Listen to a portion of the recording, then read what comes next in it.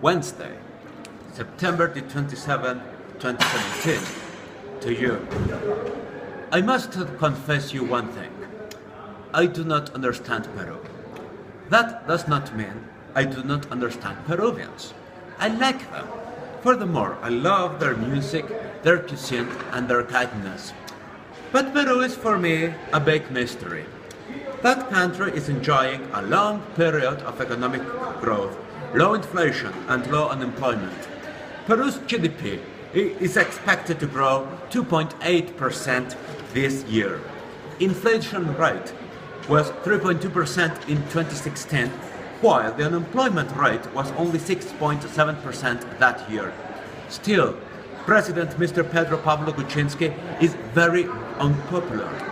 His popularity ratings went down to 29% this month. If things were not bizarre enough, when Peruvians elected Mr. Kuczynski in June 2016, they also voted for a Fujimorista-dominated Congress.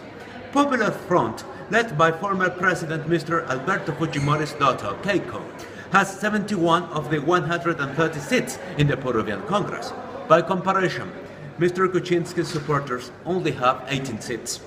On September the 15th, that Congress rejected the vote of confidence presented by Peru's Prime Minister, Mr. Fernando Zavala, by 77-22.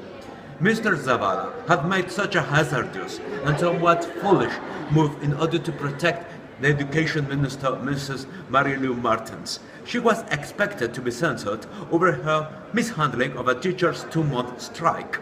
2 days later, Mr. Kuczynski appointed Vice President Mrs. Mercedes Arauz as Mr. Zavala's successor.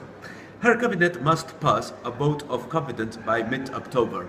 If that vote is rejected by Congress, then President Kuczynski will be able to dissolve it and call for a snap legislative election. In the meantime, there is another controversial issue: the eventual presidential pardon to Mr. Fujimori. He is serving a 25-year sentence in Diores jailhouse with another former president, by the way, for human rights violations, more specifically for the death squad killings in Barrios Altos in 1991 and Lagantuta 1 year later. Some political analysts are speculating that a pardon could unlock that political crisis. That, or a snap election, if Mrs. Arauz is rejected too. In my opinion, Mr. Kuczynski could do better if he dissolves Congress. Firstly, pardoning human rights violations is preposterous. Secondly, I'm not sure that Mr. Fujimori's supporters would validate their legislative majority. Despite hardline Fujimorista Congressman Mr. Hector Becerril bragged, "There'll be 100 of us." The truth is that Congress is even less popular than Mr. Kuczynski.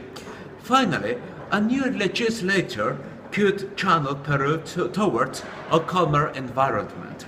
Ironically, this constitutional order was pushed by Mr. Fujimori. That is not a bad thing. After all, who would the Fujimorismo respect? Well, another Alberto Fujimori. The world is still on.